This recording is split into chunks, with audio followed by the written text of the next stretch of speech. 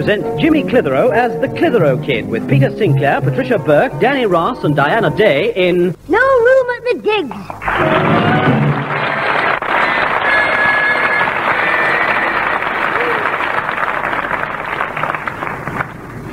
Well, Alfie, the journey's ended and this is it. Breezy Blackpool. Oh, I do like to be beside the seaside. Hey, Reginald Dixon, what shall I do with me motorbike? After the ride we've just had, sell it. Ooh, I'm all shook up. No wonder me mum said our Susan had to come on the train with her and me grandad. Yeah, that's only because Susan's just got over a bad cold. Yes, through riding on your pillion in the wind and rain. Still can't work it out, though. She was wearing a miniskirt, but yet she got cold in her head. Aye, very funny. Look, just show me which way digs are so I can park my bike. Here we are, Luke. Mrs. Johnson, number 44. Best digs in Blackpool, these. So everybody keeps telling me. I'd better go first to prepare Mrs. Johnson for the shock. I mean, she hasn't seen you before. Mind, Mr. Johnson might be able to stand it. He used to work on the ghost train. Listen, funny boy, one more crack out to you and I'll ring that doorbell with your head. All right, I'll ring it. I had enough trouble on the way here with you. Fancy trying to eat fish and chips on a motorbike. You're right, it was a lot harder than the ice cream cornet. Still, I did offer you a chip. I know, well, I was doing 50 miles an hour.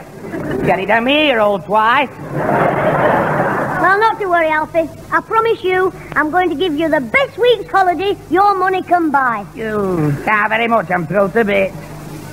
She's a long time answering the door. Oh, hey, I think I can hear her coming. Yes, can I help you? Mrs. Johnson? Do I look like Mrs. Johnson? I don't know, I've never met her. Oh, shut up, Twithead. Hello, Mr. Johnson. Jimmy Clitheroe. What are you doing here? I've come on my holidays. Oh, of course. You're wondering why there's only me and Daft Alfie. Well, the others are coming on the train, so they'll be having lunch in the buffet car. Mind, if Mrs. Johnson's made 5 meals, Alfie and me'll do our best with the other 3. She hasn't made any meals for anybody. But she's in hospital recovering from an operation. Your granddad got my letter, didn't he, Jimmy? Letter? What letter? I wrote to him a month ago saying the wife was ill and we were cancelling all bookings. Only 3 residents for the season. I'm looking after them myself, with a struggle. But I always get the letters off the postman, and I always give me granddad his. Except the one old Colonel Potter wrote about his broken window. Yeah, hello, we're getting at the truth now. This had nothing to do with Mr. Johnson's letter. I paid the Colonel for the window, so I didn't give me granddad his letter, because I didn't want him spraining his wrist spanking me. What did the Colonel say in the letter? How do I know? I never even looked at it. I just tore it into little pieces and flushed it down the... Oh, heck. What have I done? You've dropped yourself right in the car. That was Mr. Johnson's letter you tore up. You can't prove a thing. I'm guilty till I'm proved innocent. I mean, it's a frame-up. Anyway, it might not have... Oh, let's forget about it. Well, the others won't forget about it when they get here and find there's no digs. Well, we'll find somewhere else to stay. You'll be lucky. Town's been booked up all week. I could have let my rooms 3 times over. Oh, heck. Surely there's somewhere where we can stay. Well, your only hope now is the Information Bureau. All right, we'll stay there. What's the grub like?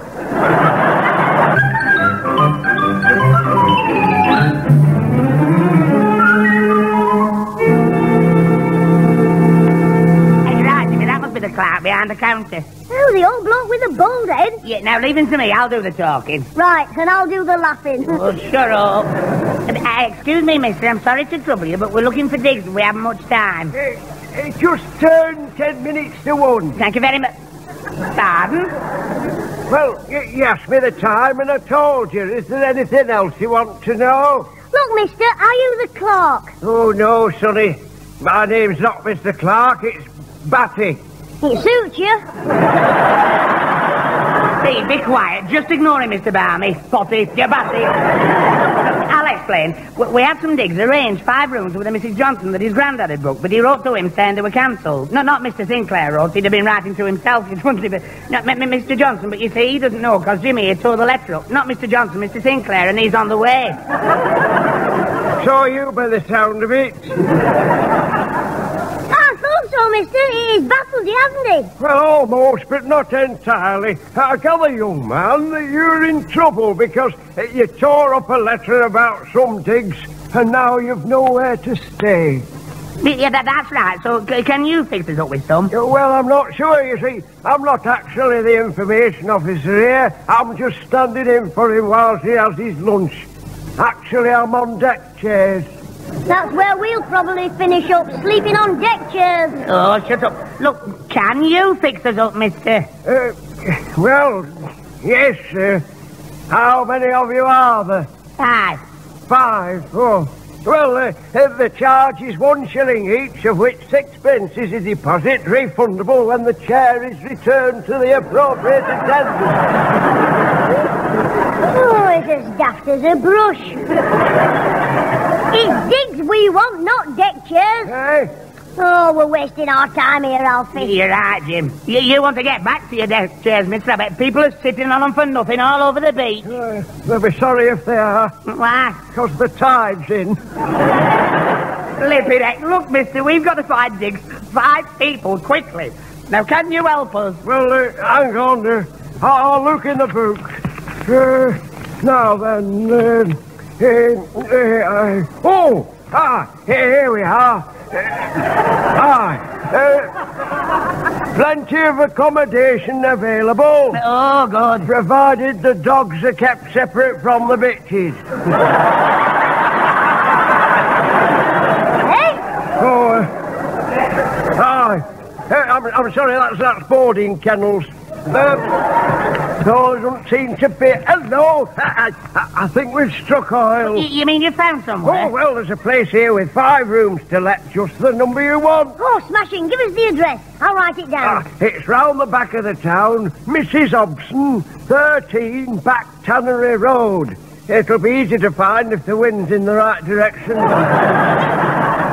that doesn't matter. We'll be out all day. Come on, Alfie. Let's go and get these rooms fixed up before we go to the station. Now, I'm coming, Jimmy.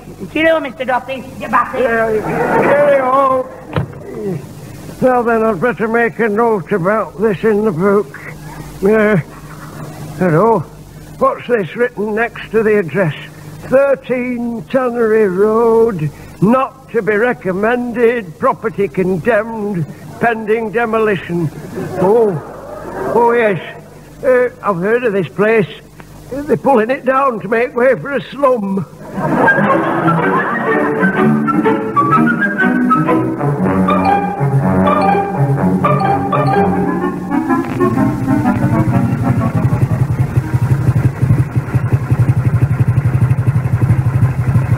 Well driven, Alfie.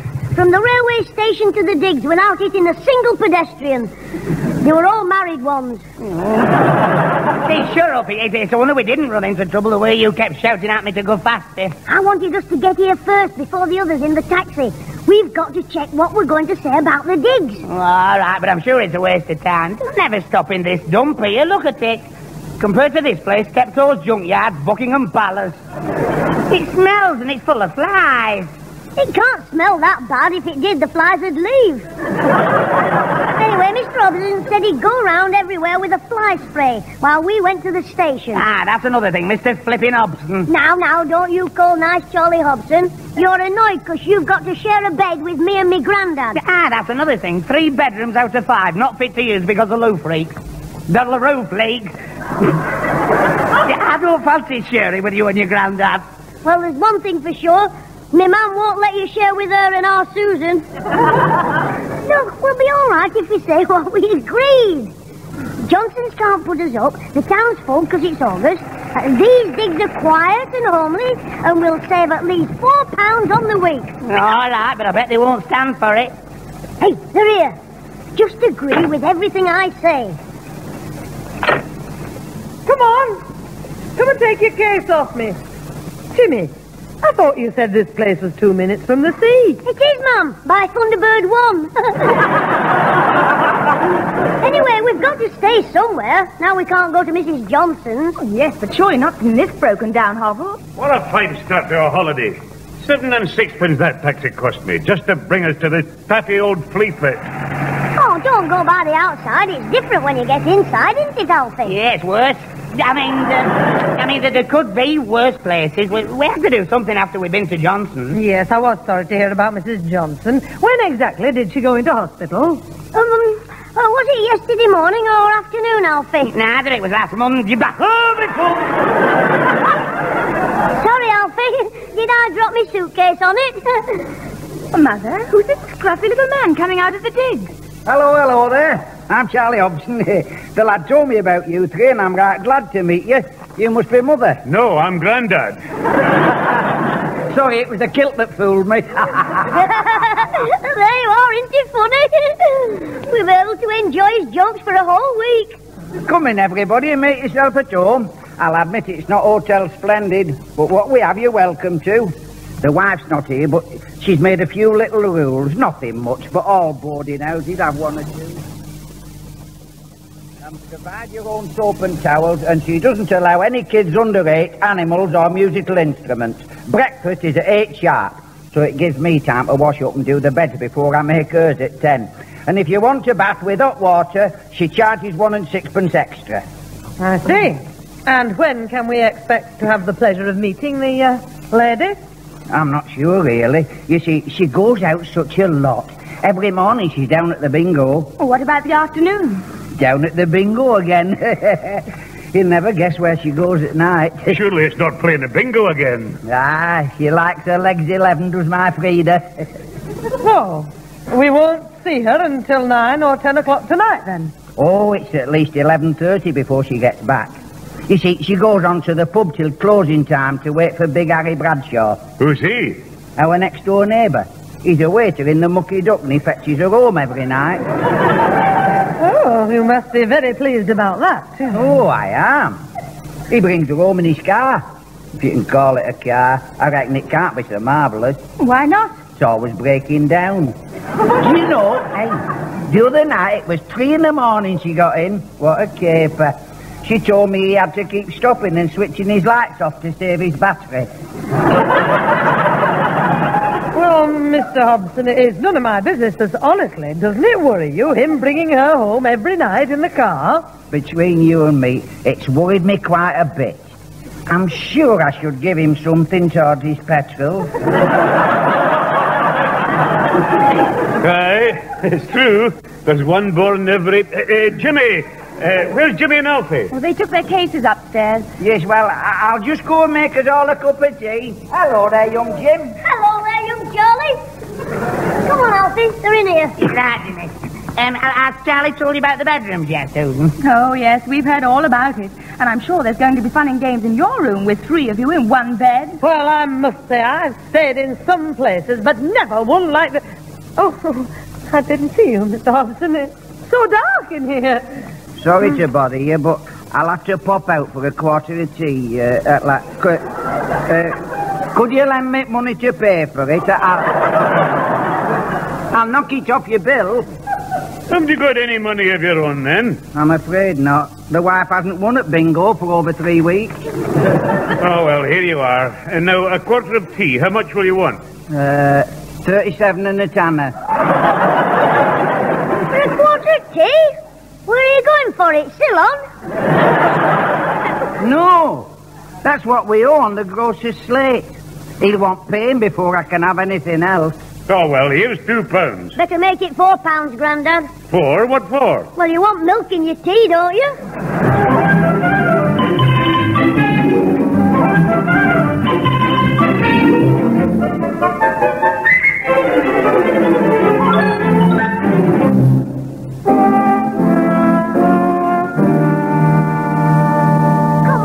Get into bed. I want to warm my feet. You're right.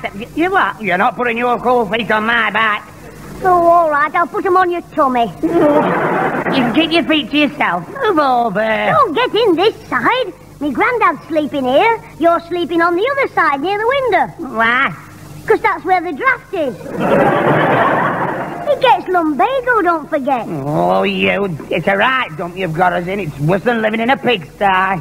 I wouldn't know. I haven't lived in a pigsty. Well, I have. I mean, I know what it's like. Well, I can guess. Well, shut up. Hey, talking about pigs, have you heard me granddad snore?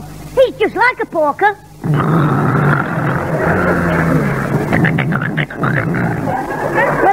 like about 20 rolled into one. Hundreds of people snore. Not like me granddad. The other night he was snoring that loud he woke Mrs. Ferguson up, and she lives 5 doors away. She blamed her husband and pushed him out of bed. What a house. Can't even get a decent wash. No soap, no hot water, no towel. What did you do? Have a rub down with your sporran? Now, I want no comedy from you, my lad. Oh, sorry, Grandad. I'll go out in the morning and get you some soap. I got some from your mother and a towel. Oh, good. Well, come on, get into bed. You'll feel better after a good night's sleep. We've given you the warm side. Aye, right. Mind, I don't think there were 3 of us will get much sleep in a bed this size. Oh, the edge of this bed is hard. Oh, there's plenty of room. Move over, Alfie. I have moved over. I'm on the edge now. Me Grandad's on a hard bit. Shove over. Go on. Stop shoving. You can move over another foot at least. Will you stop? If you're staying on the floor, Alfie, would you like a pillow? Now, that'll do, Jimmy. Oh, me back. I'm sorry, Alfie. Get into bed. You can keep your own bed. I'd sooner stay here on the floor than sleep next to you. Oh, don't be silly, Alfie. Get into bed. No, I've had enough. I'm stopping here. Alfie, there's something on the floor near your leg. Ah, what is it? Your foot. Well, that's got you back into bed. All right, now. Just keep quiet, the pair of you. Want to get some rest? Oh, dear. Oh, dear. I don't suppose I'll close my eyes all night. On this blimmin' mattress.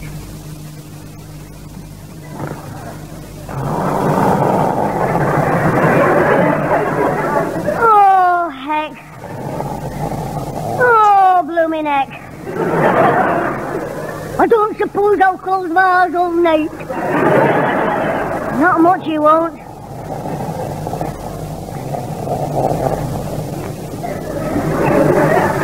Oh, dear. Oh, dear, oh, dear, oh, dear, oh, dear. Alfie. Alfie. Hey, Alfie. What's that? Are you awake, Alfie? Yeah. I'm awake. Can't you sleep either? Of course I can see what are you on about? He's me Grandad. Listen to him. The man who can't close his eyes. Hurry, hurry, hurry. Here he is, folks, the greatest wonder on the Golden Mile. He snores with his eyes open, sings with his mouth shut, and plays the bagpipes while sitting on his claymore. Shut up, you'll wake him.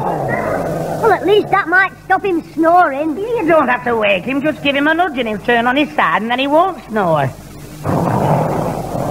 Oh, well, I'll have to do something. One nudge coming up. Hey, I said give him a nudge, not break his ribs. It wasn't hard enough. Listen. He's still down on the farm. Right, I'll move in this time. I'll use my feet. Hey, stop it now. Hey, up, I'll show you. Get out of my road. Oh, don't lean on me. Well, move. Now then, just a gentle nudge like this.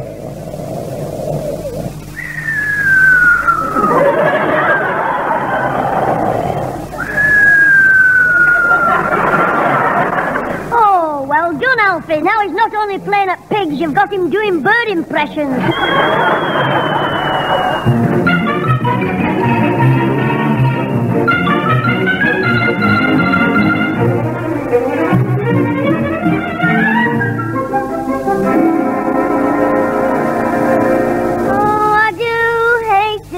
Beside the seaside. Oh, I do hate to be beside the sea. Hello, Jim. Good morning. Well, that's the only thing that is good. Oh, I'm aching all over.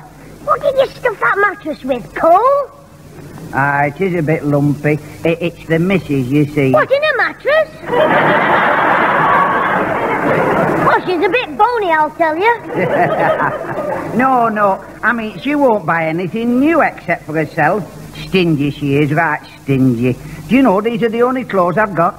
She has me out digging and working in the garden every day, but she won't even buy me an old pair of gardening trousers. Well, don't the neighbours complain.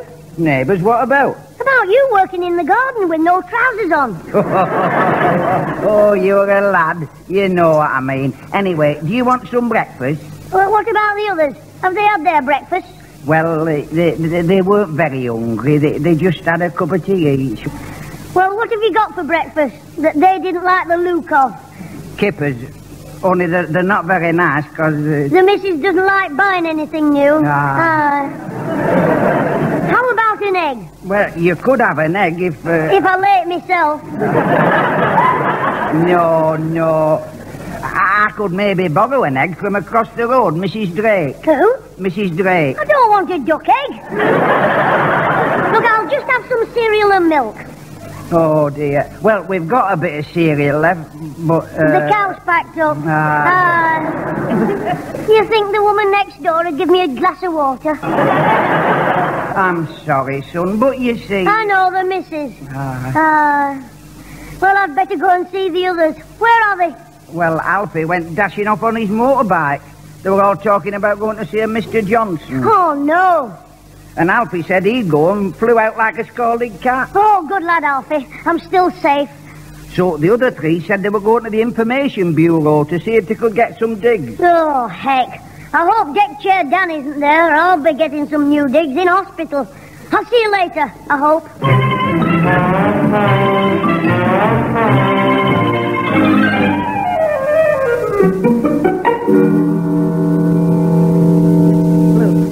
Are you the information officer or not? No, I'm Deck Chairs. I just stand in for him while he has his coffee break. So you can't help us to find any digs?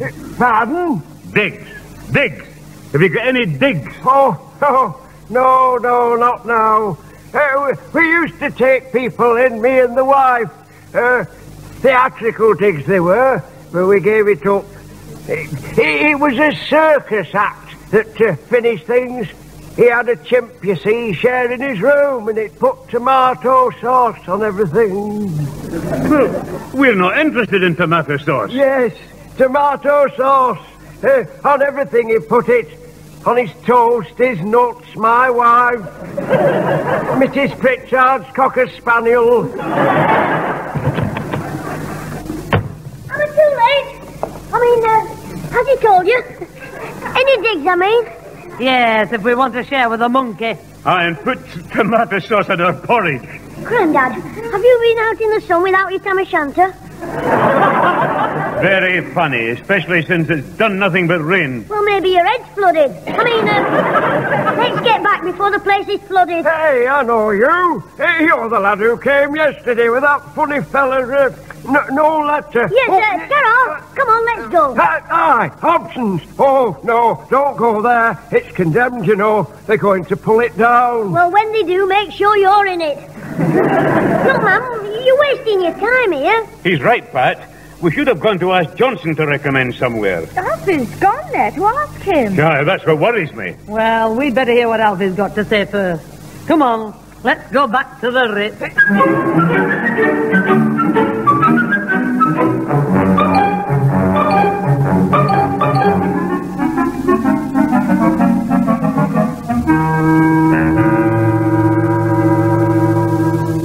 Are you sure you wouldn't like a cup of tea, Mrs. Clitheroe? I borrowed some sugar off Mrs. Drake. No, thanks, Mr. Hobson. I'll have some tea, please, Mr. Hobson. Oh, right you are, Miss Clitheroe. I'll boil the kettle straight away. As soon as he's borrowed a bob for the gas.